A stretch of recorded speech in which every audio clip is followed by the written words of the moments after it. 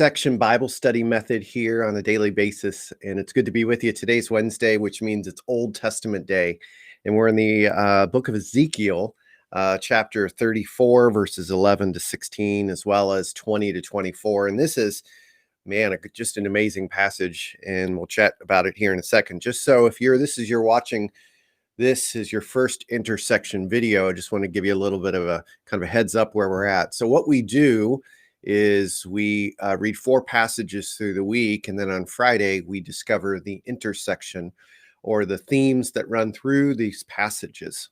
These passages are from 4 different places in the Bible: Gospel, New Testament, Old Testament, and Psalm. And when we read the Bible this way, we discover that the Bible really is kind of one big story. And on Friday, we try to find those themes and threads. And when we do that, we find the truth for our lives, and we apply it to our lives, and we discuss it in the church family. And then on Sunday, we come and we gather for worship, and the songs and the sermons are inspired by the passages and the themes that we read through the week. It's such an amazing way to study the Bible. All right, Ezekiel chapter 34. So what we're talking about here in Ezekiel, he's a prophet, and he exists during the time of the exile in Babylon. And so he was exiled and worked in Babylon, and he writes words of challenge, words of encouragement, words of prophecy to those in exile and to those that very much caused the exile to take place. And so that's what we are dealing with today. So a few things that jumped out to me. Number one is we see that there is judgment to Israel's shepherds. If you read in 34, right before our text started, we see judgment against the shepherds of Israel. Now, who are the shepherds of Israel? Now, it's important to keep in mind that the term shepherd in the Old Testament has a connotation of kingship. And so the shepherds were the kings of Israel. A king is supposed to shepherd his or her people. That's the way God designed this, is he wants to care for his people. So what we see in this is a judgment against the shepherds or the kings of Israel for not taking care of their sheep. And so that's kind of the point number one. They were supposed to take care of the sheep, especially take care of the weak, take care of the broken, take care of the lost sheep. And at this time, you see the sheep have been scattered all over. Now, the second idea that I see in this is that there is judgment against the fat and strong sheep in Israel. So the fat and the strong sheep kind of bullied, got fat for the consequence of the weak, thin, malnourished sheep.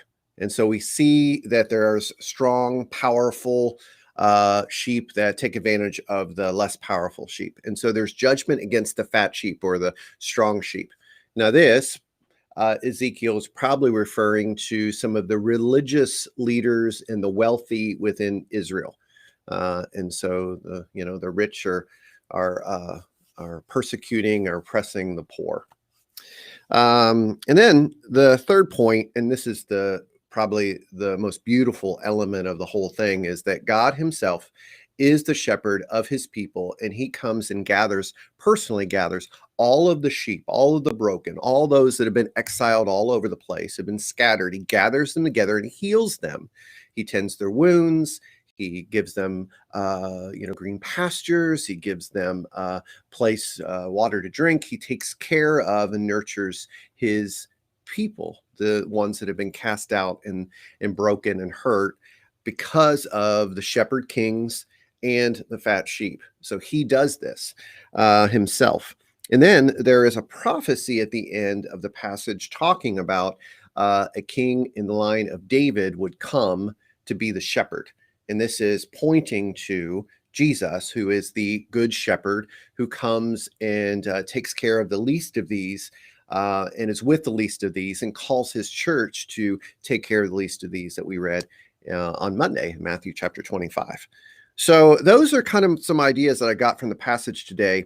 Now, here's the question that I have. as we read this scripture, who are we in this passage? Who do we identify with? Do we identify with the sheep that are broken and scattered? Well, I think in 2020, it's very easy to connect the dots there. We're kind of in a situation here where we feel weak and broken and depressed and anxious and about the uncertainty of the future. These are scary, dark days, and so I think we can connect there. But I don't think we should discount the possibility that we should find ourselves in the shoes of the wealthy and the strong sheep, especially in comparison to the rest of the world that is in situations of brokenness and poverty. And I think that even in our own cities, we have to take a look at maybe if you're like me in a situation, maybe we are the wealthy and the strong ones in the story, and we have to make sure that we don't follow in their footsteps to oppress the poor, to take advantage of the poor. And so, who are you in this passage? That's the question that I think is important to ask.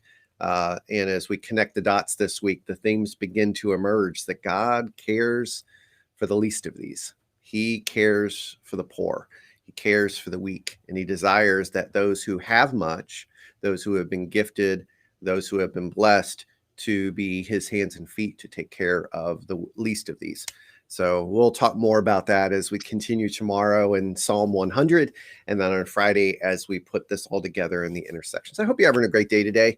I will be making an announcement a little bit later to all my Sandy Hook brothers and sisters about worship moving forward. So stay tuned for that. But everyone, hey, have a great day, everyone. Grace and peace. I'll see you tomorrow. Take care.